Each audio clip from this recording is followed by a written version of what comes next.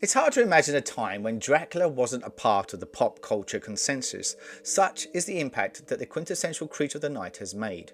Just in a short time frame, there's been two tales centered on the Prince of Darkness crafted for the big screen. One that explored a contemporary setting with dark humour and gore-filled energy starring Nicolas Cage called Renfield.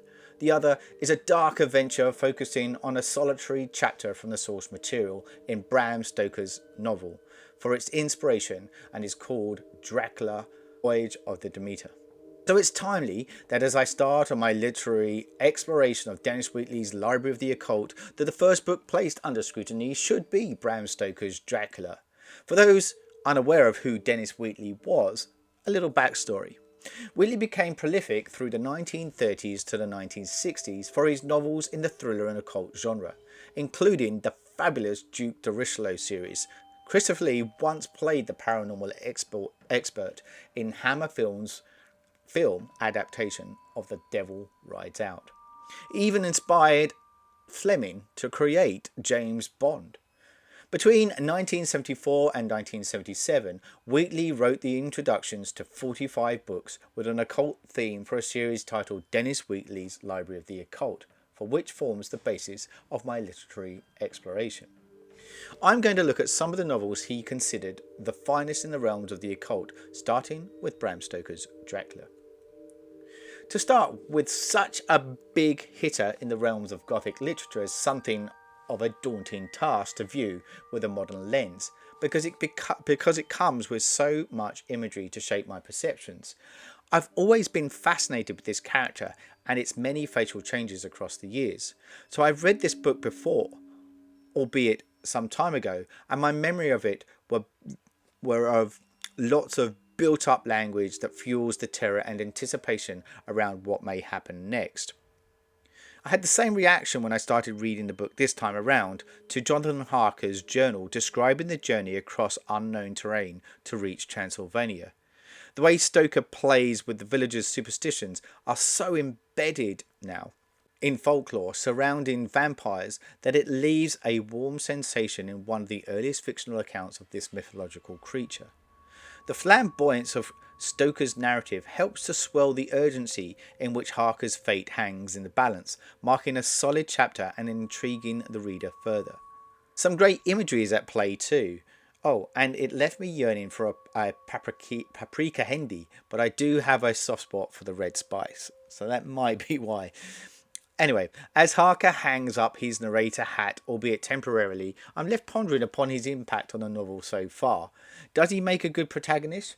Is his weakness our strength as a reader? Most of the time he has the tough task of building up this profile of who Dracula is, to the detriment of his own character. I wonder what your thoughts are on the matter.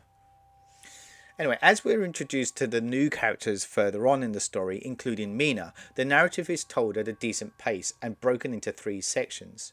Mina arrives at Whitby, a town which has had a significant impact on Stoker. Perhaps the character of Mr. Swells is a window into the author's observation of death. We can look at the lighter side of this from the subject, and in many ways the writings on our tombstones are a far from truthful record of our lives. The second section from Dr. Seward introduces us to one of my favourite characters in Gothic literature, Renfield.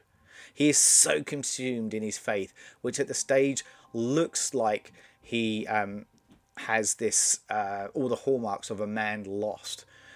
The great term zoophagus, which I'm hoping I pronounced right, is played with, and the best indicator yet of what we know of vampire folklore.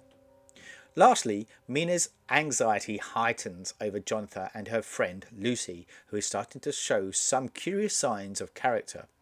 And back to our observant Mr. Swells, who makes note of a ship on the coast that is also showing strange movements in the water, and with it an omen of bad things to come with the approaching storm. By chapter 7, Stoker is starting to hit his stride.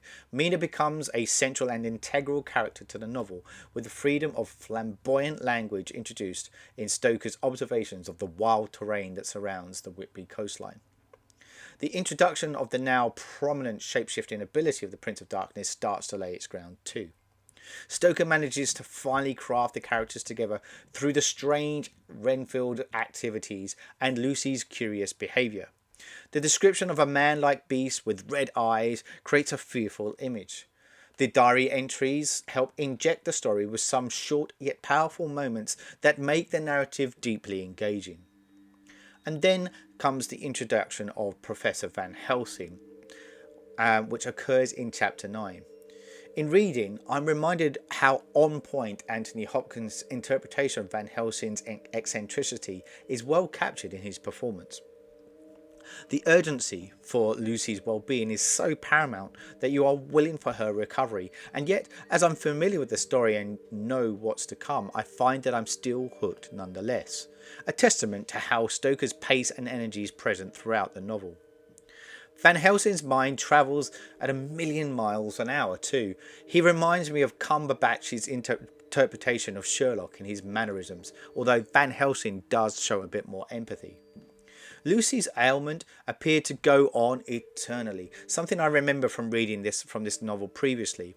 Stoker writes these accounts with such languidness from the perspective of the writer, as we know the pieces of the puzzle and frustrate at the character's inability to put these pieces together. Here at least we align with Van Helsing's viewpoint, modern storytelling at its finest. It's great to have Harker emboldened again as well, and uniting with Van Helsing and his wife Mina as we start to see the assembling of the team to face the Count. Lastly, the Blueful Lady. That is a great name. It feels as though this tale could be told at a deeper level through the eyes of director Mike Flanagan with something called The Haunting of the Blueful Lady. Anyway, the demise of Blueful Lady also reminds me of Coppola's film when I read these, though I am wondering how people interpret or visualise the narrative without a film reference at its core. As we venture through the novel's climax and our intrepid heroes attempt to thwart Dracula and put an end to the powers he holds over his domain, it is filled with the scars that such a sacrifice takes on our own human frailty. There are some key elements that Stoker explores, though, throughout the novel that forever shapes our interpretations of evil personified and the lengths that good must go to in order to vanquish evil. One must remember the time that this was written in too, deep in the heart of the Industrial Revolution and the compounds of modern science had against a devout yet waning Christian society. These elements are constantly at play, and it is Van Helsing who serves as the balance between modern westernized views and that of ancient origins to guide the protagonist to succeed in their goal. More obvious, though, is the depiction of female sexual expression and is often the visual stance played with in the cinematic art form. As Dracula continuously threatens the male view of what defines femininity throughout the novel.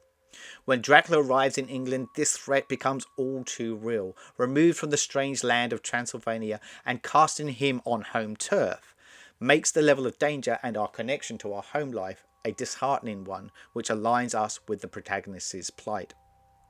It is not just femininity that's under threat though, as the idea of what it means to be masculine was also under siege by Dracula's presence. Jonathan Harker is the first character to encounter Dracula and is moved by his charismatic demeanour that he becomes enraptured by him. Dracula also uses his brides to lure Harker deeper into his fold and imprison him for his own satisfaction. Having said that, Dracula also becomes obsessive and possessive even of Harker and infuriated by the brides when they deign to draw Harker towards them. This possessiveness is one that dabbles with homoerotic tendencies, and as much as this has become more acceptable in modern eyes, would have been one filled with non-Christian like beliefs and a menace to these religious associations.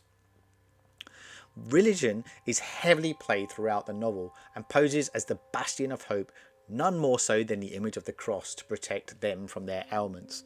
It is only by turning to religion can our protagonists be saved.